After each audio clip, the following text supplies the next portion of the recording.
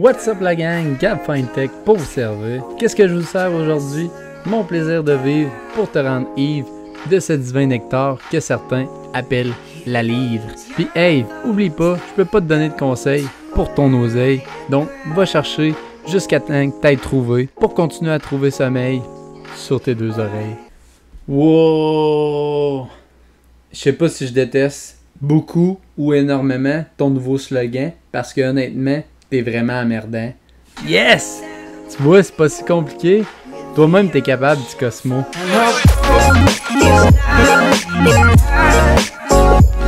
Trêve de plaisanterie. Aujourd'hui, je vous parle d'un produit d'épargne pour vos petits. Ça s'appelle le REE. En gros, à quoi consiste un REE? C'est pour vos enfants, pour qu'ils puissent aller faire des études supérieures. Puis ce produit-là, vous pouvez soit l'avoir avec une banque, un conseiller chez Industriel Alliance ou par un ETF, par votre système de courtage ou même dans une action individuelle. Puis ce qu'il y a d'encore plus beau, c'est un peu comme le REER FTQ, c'est que le gouvernement donne jusqu'à 30% pour chaque dollar donné dans un REE. Donc le fédéral peut donner jusqu'à 20% par année, puis le provincial jusqu'à 10%. Donc ça fait un total de 30%.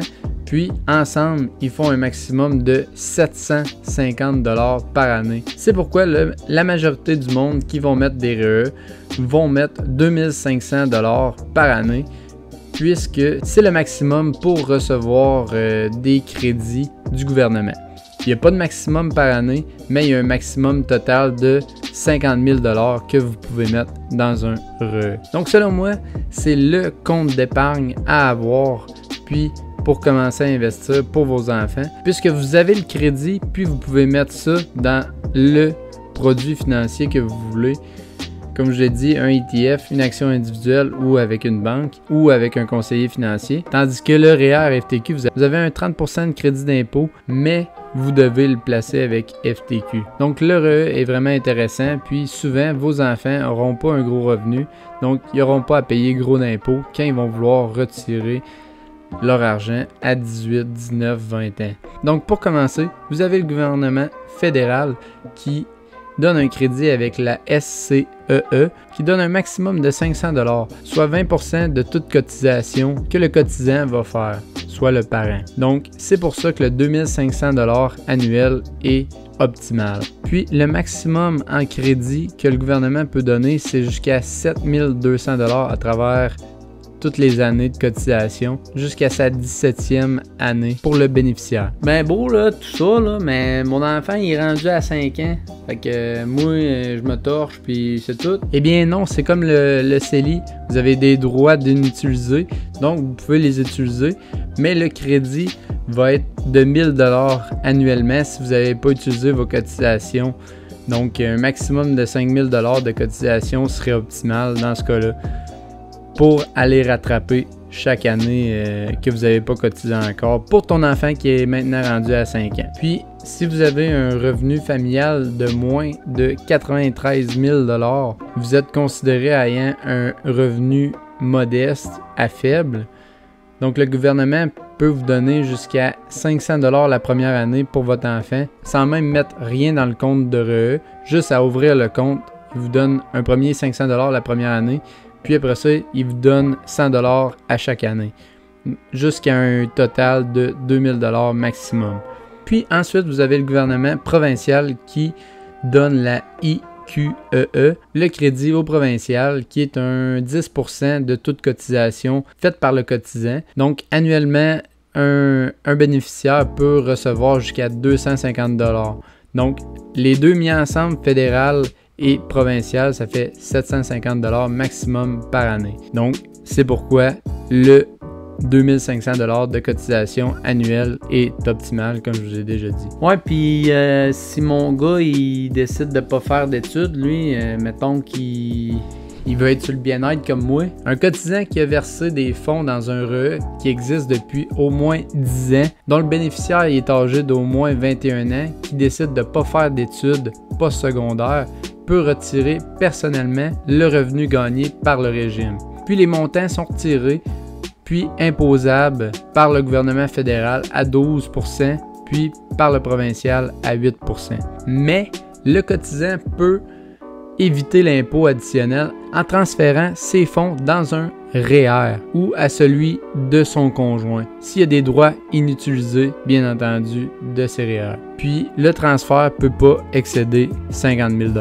Donc, maintenant, je vous montre, pour vous donner une idée, à quoi peuvent ressembler vos cotisations avec les crédits. Donc, votre cotisation de 2500 $, le crédit du fédéral, le crédit du provincial, puis le total à chaque année. Donc, en gros, ça devrait revenir à 61 750 $ quand votre enfant va avoir 18 ans. Mais en vrai, si vous faites des cotisations de 2500 $ par année, vous allez atteindre le maximum des crédits à 15 ans pour le fédéral, puis pour le provincial, soit de 7200 $, puis de 3600 $ pour le provincial. Donc, avec vos cotisations de 2500 $, ça va vous donner un total de 55 800 $ à l'âge de 18 ans. Puis si on met ça jusqu'à l'âge de 15 ans, une fois que vous allez avoir terminé tous les crédits, vous allez être à 48 300 $ pour votre enfant. Puis ça va être à vous de décider si vous continuez d'en mettre,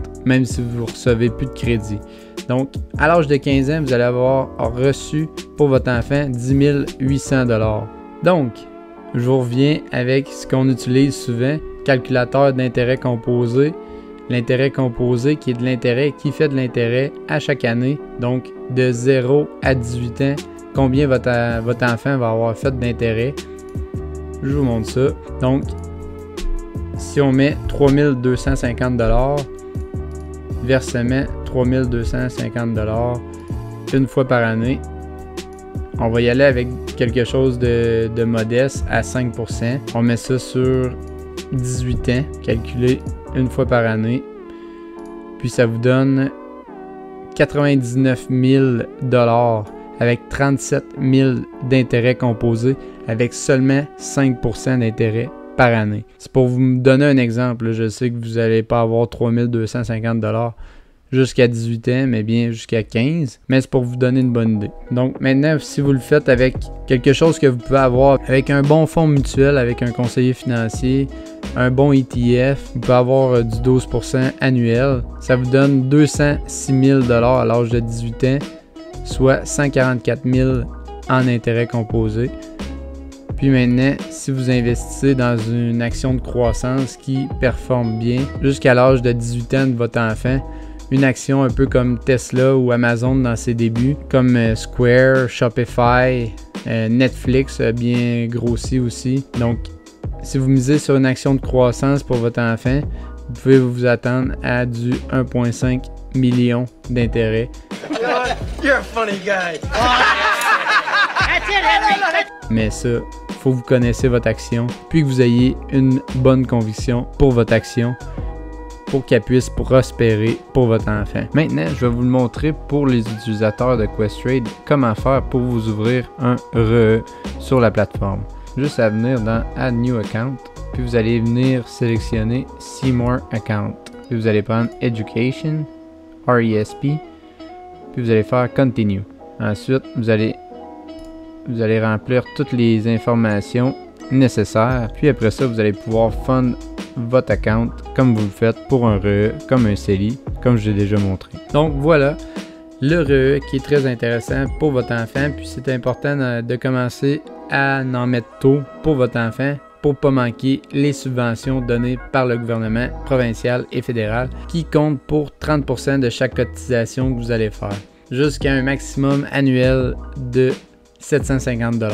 Donc c'est de la belle argent que vous pouvez mettre pour votre enfant, puis qui va vous être reconnaissant à ses 18 ans quand il va pouvoir l'utiliser dans ses études postsecondaires. Donc comme je vous dis, c'est un des meilleurs comptes d'épargne. C'est dur à évaluer si le CELI est meilleur vu que l'intérêt n'est pas imposé, mais le REE, il vous donne carrément de l'argent pour votre enfant. C'est à bien y penser.